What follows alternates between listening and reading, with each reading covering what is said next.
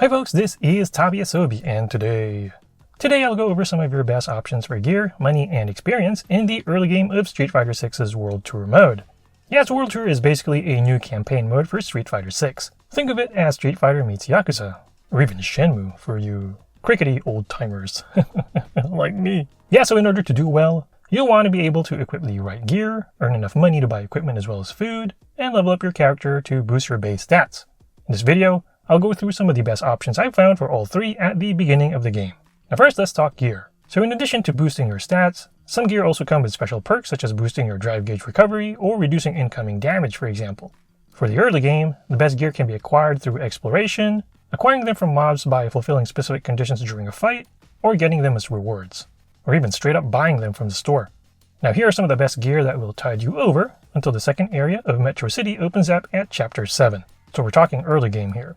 First up, from Beat Plaza, head west past Faith Avenue to Beat Street, until you see a ladder underneath Greedy Grill Restaurant. Yeah, try saying that 3 times really fast. Yeah, so the restaurant has a picture of a bear holding wieners on a skewer. So climb up that ladder and you'll see a chest that has the Knit Beanie Alpha. This headpiece actually has better stats than the street cap that you buy earlier as part of the story. It's the one that Luke asks you to buy, along with your homie. Don't forget to talk to the Watcher as well to get an elixir, and also climb the next ladder to get a permanent punch booster item. Next up, follow the Skywalk lane all the way south to Bayside Park.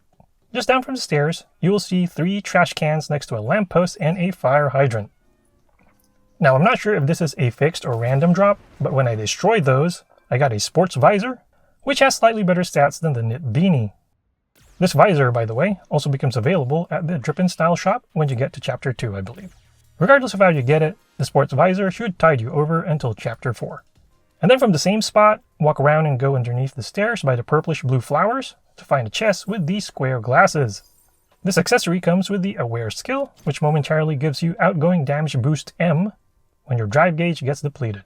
Go ahead and use this to replace your training gloves. Now it's time to get you a new shirt. Now the best option stat-wise at this point in the game is the Oversized Shirt Beta, which is a black shirt that drops from several folks in the downtown south area basketball court, which is underneath the skywalk. You can pretty much access this through an alley, which has a lot of thugs in it. Now it's a bit tricky to get this shirt because you need to defeat its wearer without taking any damage in order for it to drop. But if you get it, you're pretty much good until the next half of Metro City opens up in Chapter 7. You can check a fighter's drops, by the way, and the requirements you need to get them, by either pressing triangle when you approach them, or hitting the pause button in the middle of a fight. Now if you're having trouble getting the black oversized shirt, a good alternative is the white casual dress shirt beta, which also drops from some of the fighters in the same place that you get the black shirt. Now I don't know if the requirements for this change, but in my case, it only required me to hit the enemies with like 3 low attacks, so I actually ended up getting a bunch of these. The stats are a bit lower than the black shirt, but it's still solid for this point in the game.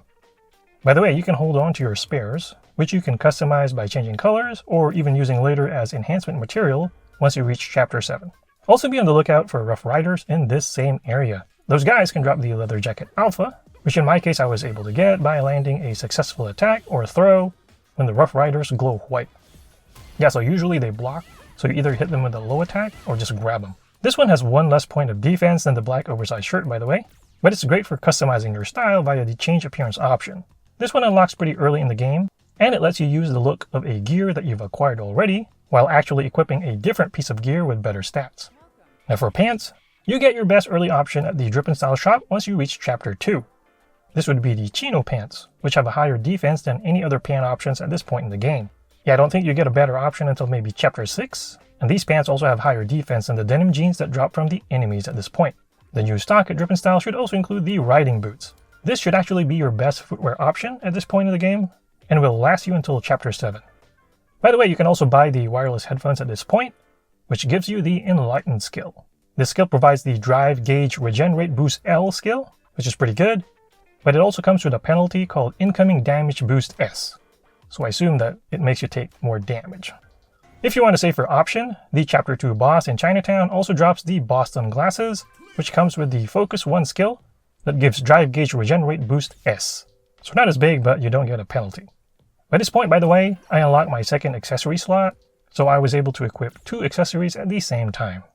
Now granted, you'll look like a doofus if you decide to wear 2 glasses at the same time, but, well, You can just hide the second one via the appearance menu.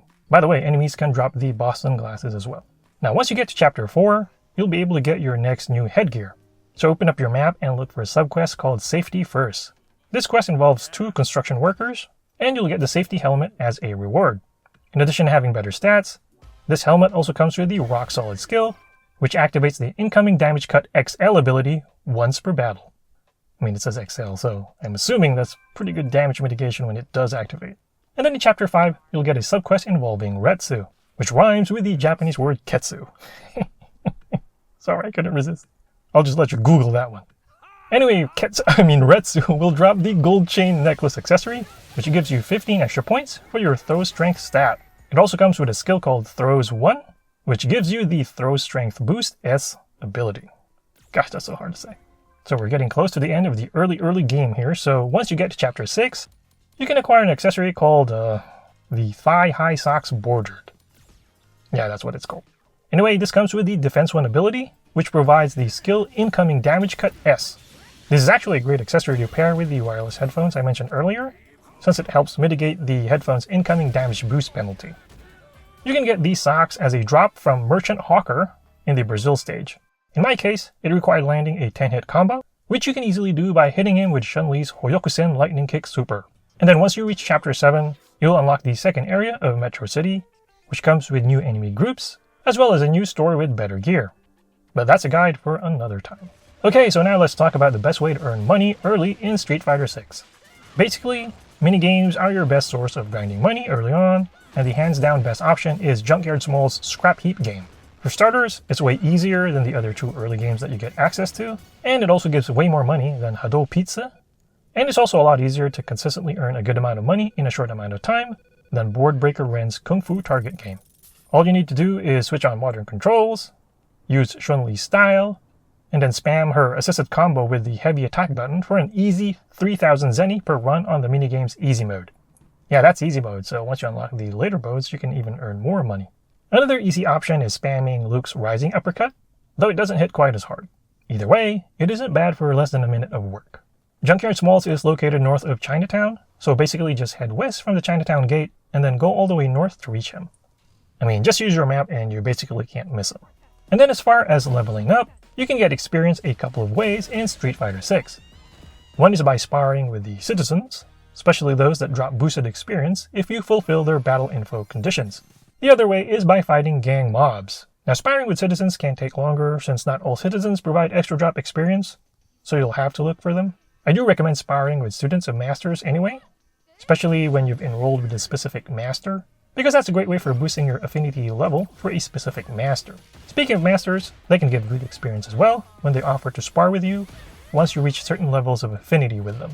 As far as early quick leveling though, hanging out in places with waves of gang members coming at you is a great way to rack up those levels quickly, provided you survive said waves. One of the best places early on is the alley and wire-fenced area just below the Skyway, so that same basketball court where you get the oversized black t-shirt drop I mentioned earlier.